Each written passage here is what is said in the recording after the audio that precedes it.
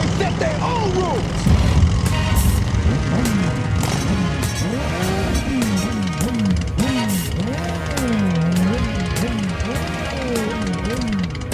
Hey, yo, Scorch, what's the destination, fam? Let's just hit the A4, man.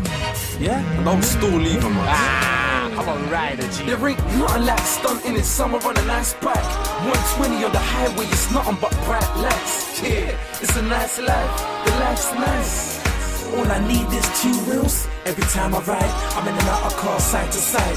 Yo, Scorcher, it's time to fly. 120 on the clock, I'm ready to be off. I'm riding through the city, 120 on the clock, I'm breaking the highway code. Traffic light, I'm glad it's night, but I'm glad it's night. T-shirt blowing in the wind, roof helmet, tinted visor, right hand on the throttle. Greetings and salutations, it's your host, Gabe Morales. As many of you know, I was born in Yakima, Washington, a county that is majority Hispanic today, but I grew up in the very diverse city of Seattle. My mom was white and my father was a very dark-complected Mexican, and many thought that he was black. The current mayor of Seattle, Bruce Harrell, was born in 1958, just a couple years before me, to an African-American father and Japanese-American mother. As a child during World War II, his mother was incarcerated with her family at an internment camp in Idaho. While growing up, Harrell and his family lived in the Central District of Seattle, which at the time, as described in my CD Gangs video, was considered to be a black neighborhood. Compared to the rest of the nation, especially eastern cities, Seattle does not have a lot of blacks. But there have been many successful African Americans come out of there, like Harrell. There are also some predominantly black gangs in Seatown, many members having been forced out of the city in more recent years due to the high cost of housing in what often is called gentrification. There are also some black biker clubs there, and I've interviewed many of their members. Some viewers asked after I did my first OMG video that I expand on them, so this series has been a result of that, and overall the reviews have been favorable, so I'm glad I did. In this final episode of this series, I am going to cover 1% black biker clubs all over the U.S., which will mainly cover traditional Harley-Davidson riders, not sports bike clubs like the Diplomats, who often ride Japanese models, often known as ninja bikes or rice rockets, although the Diplomats have sometimes been accused of being involved in criminal activities, such as drug deals and bike thefts. Just as in previous episodes, I should make it clear that not every individual who belongs to the clubs discussed here are involved in major criminal acts, but some are, enough so that the U.S. Department of Justice has prosecuted many of them as a group for organized crimes. A couple of self-professed black one-percenters previously sarcastically commented and prejudged that I should not even do a black biker episode, as I didn't know enough about them. Well, that's their opinion, and I sent them on their merry way. Others begged me to cover black biker clubs because they stated that they are rarely covered in documentaries, but I have seen a few YouTube videos on them, like that done by Demon's Row. Some viewers of previous episodes also took note that many predominantly white OMGs banned blacks from joining, and they felt that they were racist. Surely, there are some racists in all clubs, whether it be making derogatory comments about other races, or wearing or displaying SS or Nazi symbols, but the same argument could be used against some of these black clubs, in that many don't allow whites. Whether white or black or Latino, all of these MCs strongly express that one of their main goals is brotherhood, so they tend to recruit like-minded people with similar interests and tastes. It's a relationship. And it's a relationship with people you don't even know yet.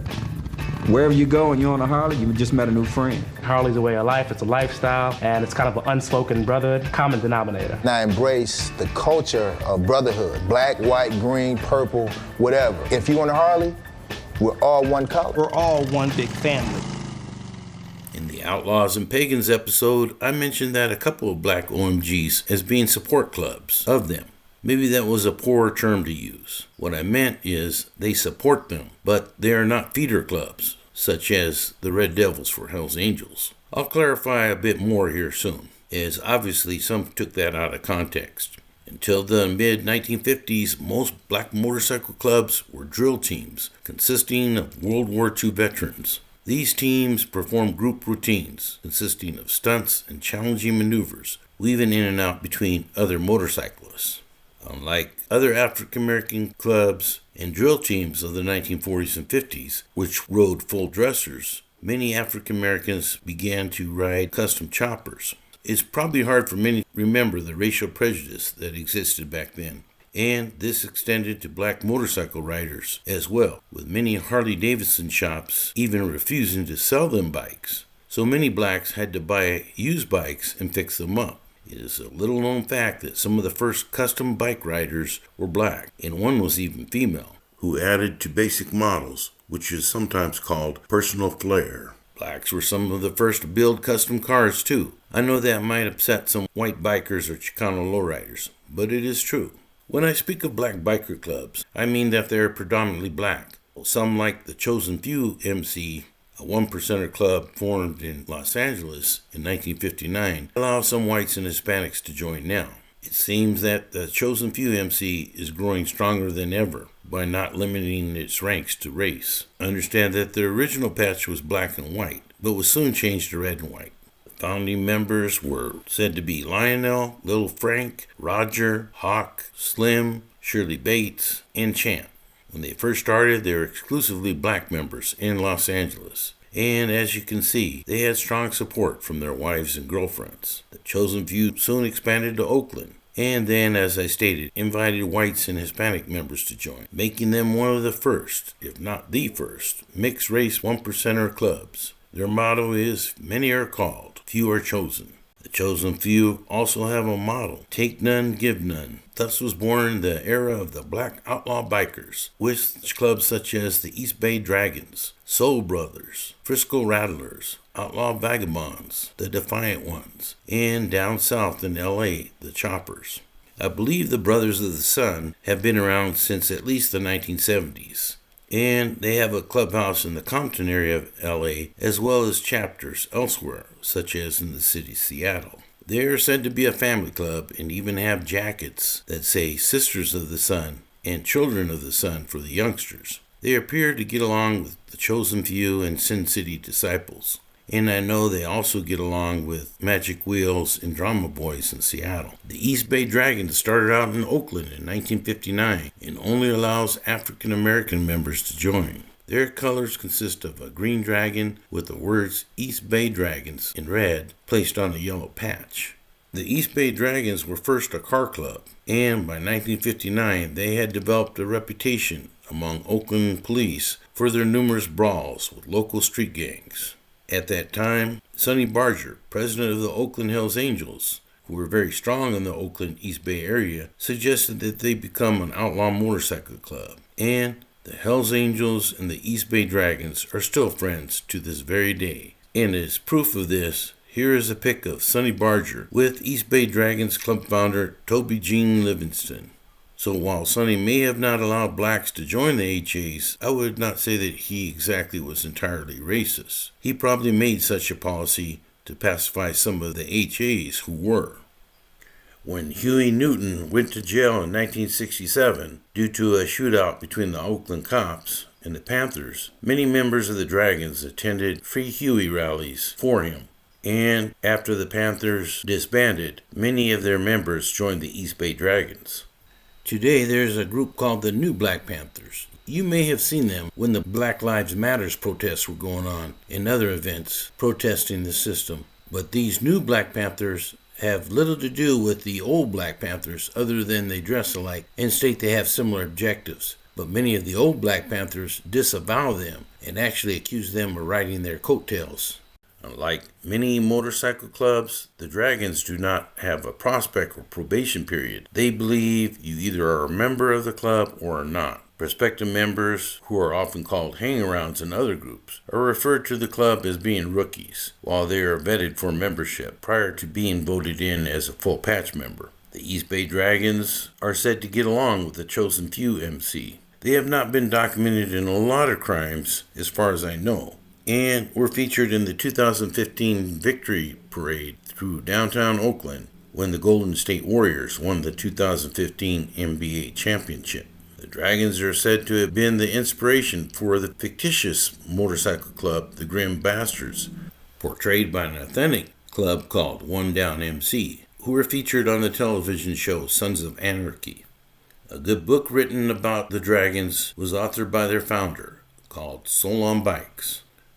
The Emerald Knights MC out of King and Pierce County state that their sole purpose is to create a positive environment for wholesome recreational riding. They do a lot of good community events, and I can't say that I recall any violent or criminal incidents with them at the moment. They often have parties and other social functions with other black biker clubs, who I do know have members that have been involved in criminal activities.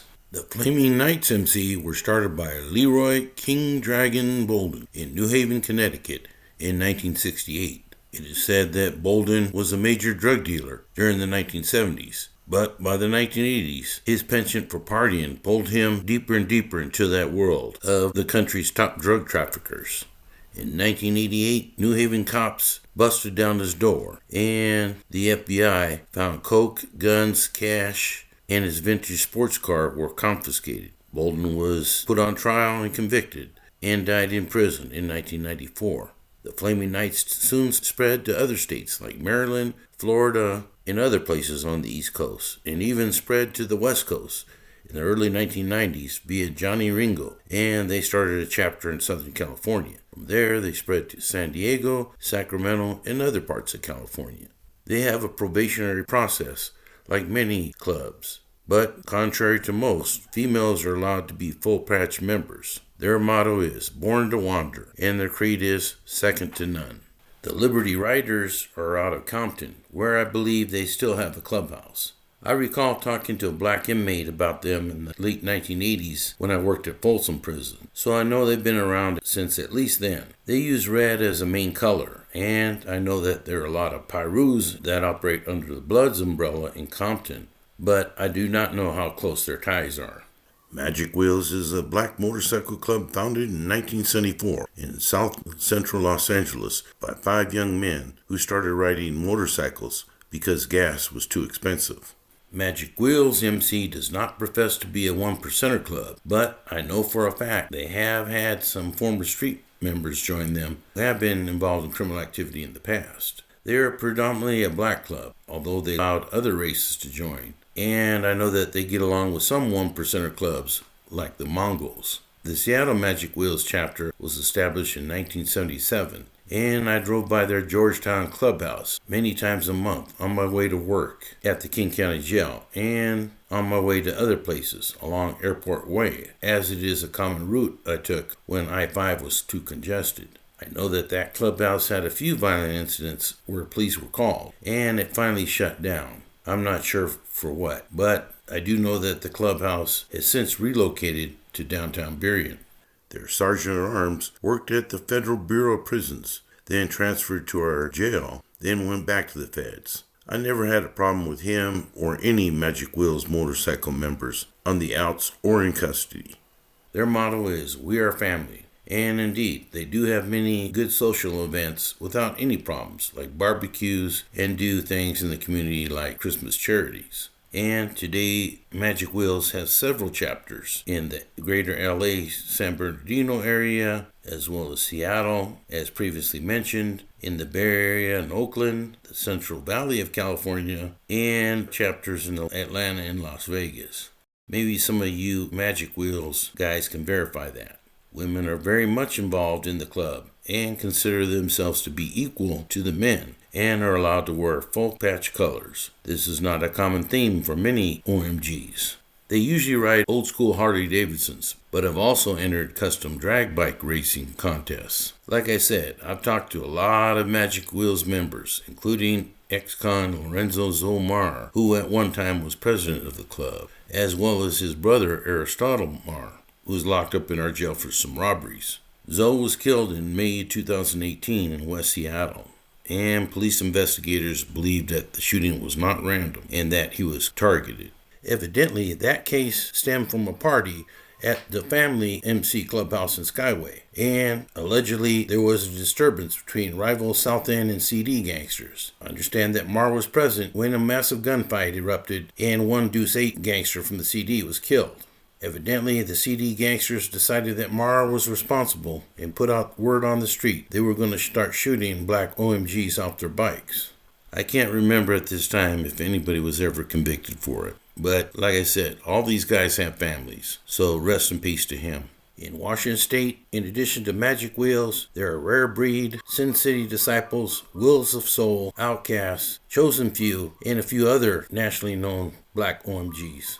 I've also talked to Seattle-Tacoma area sports black bikers, such as the Drummer Boys, many who I also know for a fact were or are still considered to be street gang members.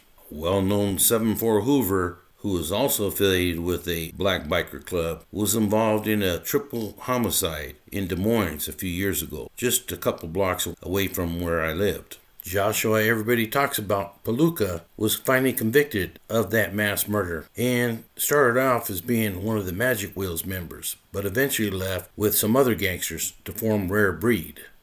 Outcast MC started in Detroit in 1959 as one of the first known all-black MCs, along with East Bay Dragons and Chosen Few coming out around the same time. Some people took issue with me stating that Outcast MC has been documented by my law enforcement biker expert friends as backing up the Outlaws. I double-checked on this, and I was told they have worked with the Outlaws in Florida in recent years, and that there's no doubt about that. In Cape Coral, Florida, they showed up with a few of their Outcast support feeder clubs to back up the Outlaws, who were seen with some of their support feeder clubs. Outcasts are a multi-state, mostly black club, and considered to be a bad bunch. They're still active in Detroit, have chapters in New Jersey, New York, South Carolina, North and South Carolina, Georgia, Mississippi, Kansas, California, and Florida, as previously mentioned. Learning more tonight about the investigation and arrest of more than a dozen biker gang members after a 13-month multi-agency investigation in Bryan County. You can see those who have been arrested in the picture here. They are all suspected members of the Outcast motorcycle gang, which has national and local chapters. The charges range from aggravated assault, attempted robbery, violation of the Street Gang Terrorism and Prevention Act, among others. WSAV's Kaylee Fedko is in Richmond Hill tonight. Kaylee, this investigation began more than a year ago, not far from where you're standing. That's right. This investigation started on June 17th of last year, right here at the Red Roof Inn and Flacco House restaurant here in Richmond Hill, after suspected members of the Outcast gang were arrested in connection to a shootout with another gang. And what began as arrests led to the uncovering of alleged active gang activity right here in our area. This gang was a violent gang and they came into Bryan County. 16 alleged members of the Chicago-based Outcast gang indicted in Bryan County after an 18-month investigation that began with a shootout with a rival gang. One gang happens to see another gang, and the shooting and this incident and this investigation was all initiated because one gang didn't care for the way the other gang was dressed. They were wearing what they refer to as their colors, in what another group considered to be their territory. But police didn't stop with arrests. Instead, they say they wanted to dig deeper. With the help of multiple agencies, including the ATF, Georgia State Patrol, and the Attorney General's office, police uncovered the headquarters of the gang's local chapter, a house in Liberty County. It was close to $200,000 in cash, 71 firearms, and total pieces of evidence was over 1,000.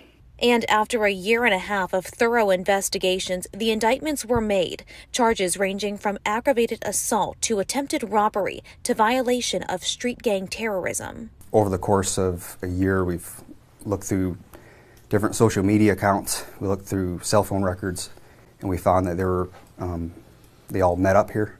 They were placing people under surveillance, and they happened to meet up at the Red Roof Inn here in Richmond Hill. Although Richmond Hill police spearheaded the investigation, they say they share equal credit with other agencies, with over 270 officers making arrests in Bryan, Chatham, Bullock, and Evans counties. Our goal And our hope is that other agencies will partner with us, will partner with each other, and emulate that and have the same success, if not more, with gang activities in their area.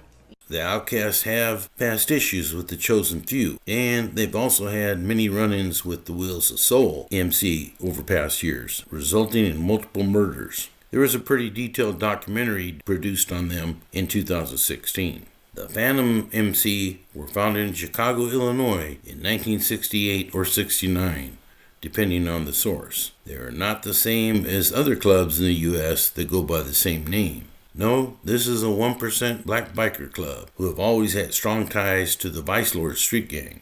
And it should be noted that the Vice Lords often use the color red, which is part of their logo. They have chapters all over the U.S. and have been documented in several criminal incidents, such as in 2012 when there was a fight at the Toros MC clubhouse between members of the Phantoms and the Zulus, and a Phantom member is documented as shooting 2 men. 2013, a couple of Phantom members were attacked in a drive-by shooting, and one of them, Stephen Shoeboots Caldwell, died from his injuries. And there were some other incidents involving the Phantoms and Hell's Lovers that resulted in some murders. It was believed for that incident, the Phantom MC National President, Antonio Johnson, who was also a Vice Lords member and considered a 3-star general, ordered Phantom's MC club members to rob members of Satan's Sidekicks. And one of the Sidekicks was shot in the face. In 2014, several Phantom members were convicted on RICO charges, and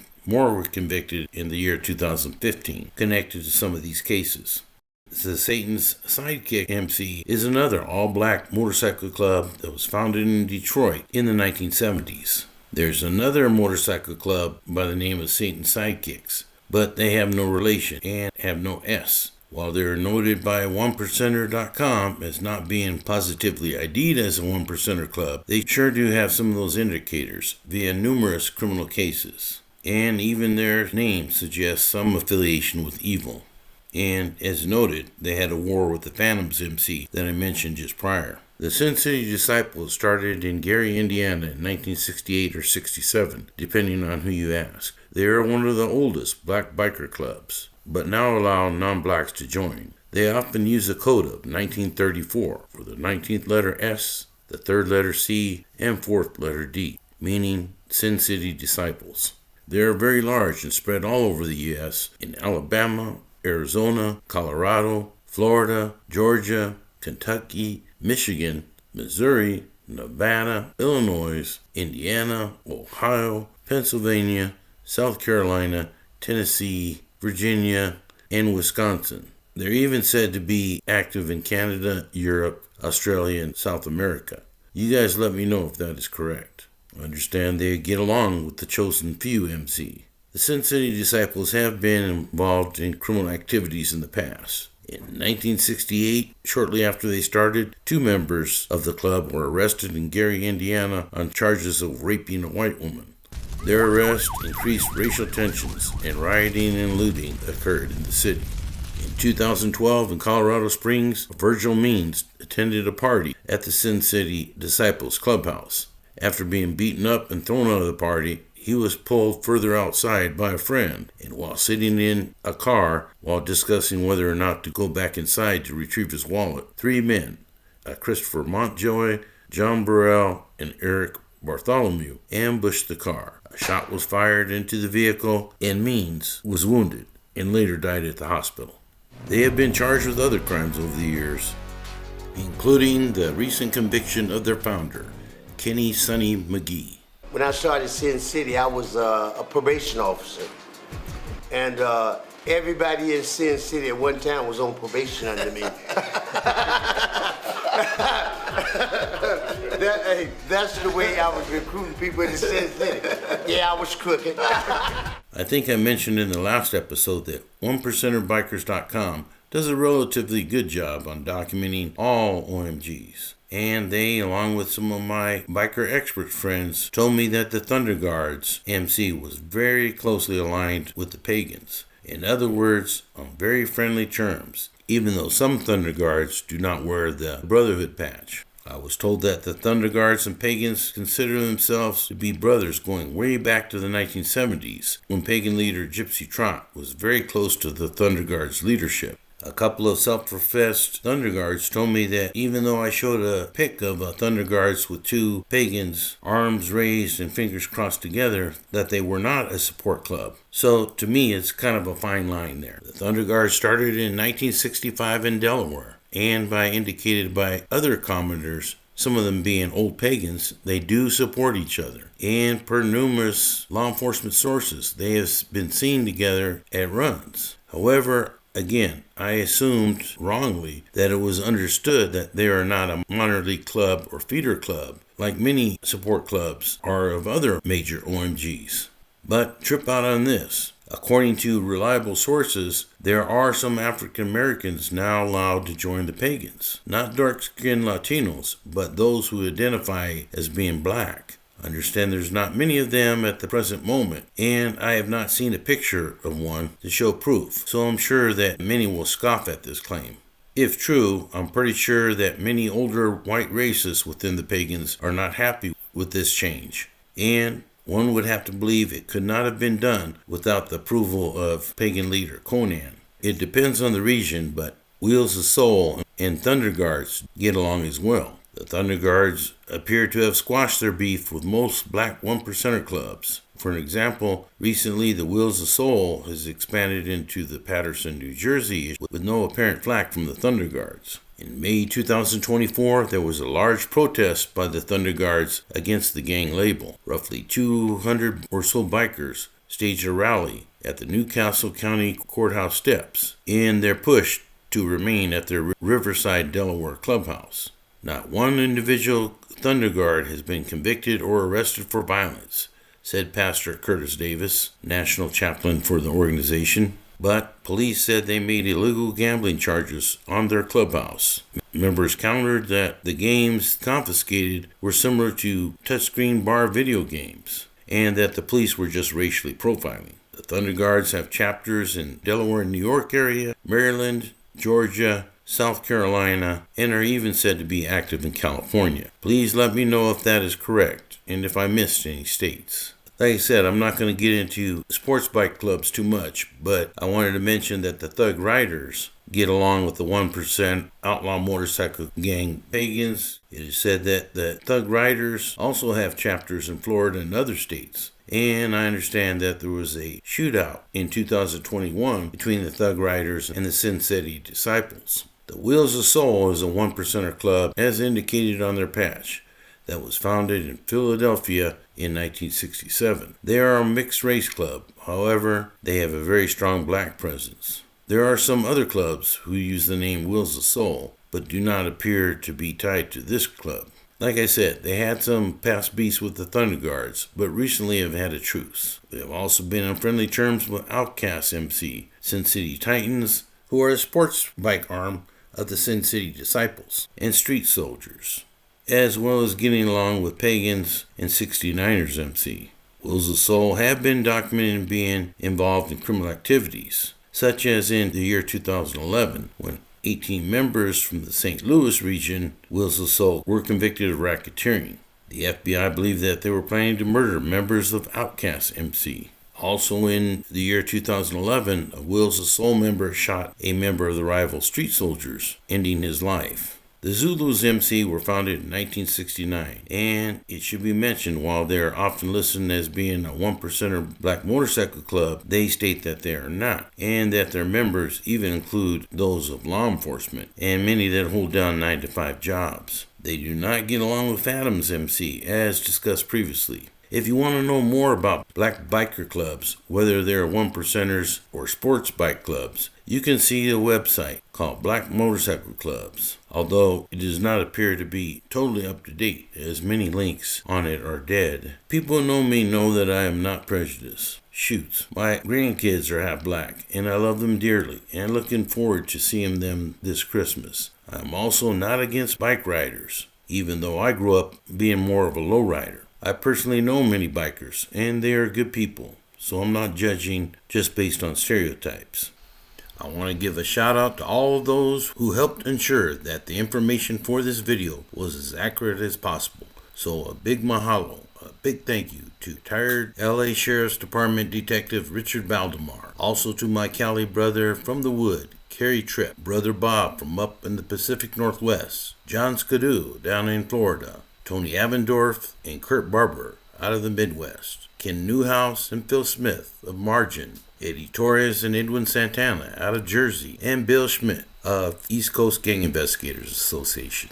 Sorry if I left anybody out. Your assistance, as always, is greatly appreciated. Again, I do not consider myself to be an OMG expert, but I do believe I have a little knowledge, especially on those clubs out west. And I thought I'd share my observations with you, so take it or leave it. Give it a thumbs up or thumbs down. Continue watching or scroll on. Again, it's okay to make comments that question any of the info I put out on any of my episodes. Occasionally I do find after you make comments that something is in error, and I always try to clean it up ASAP. But I don't care if you are white or black, cop or convict, 1% biker or civilian. Just make sure that your comments are respectful and show some aloha, as we say here in Hawaii, or it will promptly be deleted and you will be banned from further viewing of this channel. Besides that, I hope the best for you and your families as we close this year and go into another new year. I'll be taking a little break after this, but know that lots of good videos are coming up next year and that I always consider your suggestions. So please keep them coming and stay blessed. For now, this is Gabe Morales signing off for gangsters, cops, and politicians.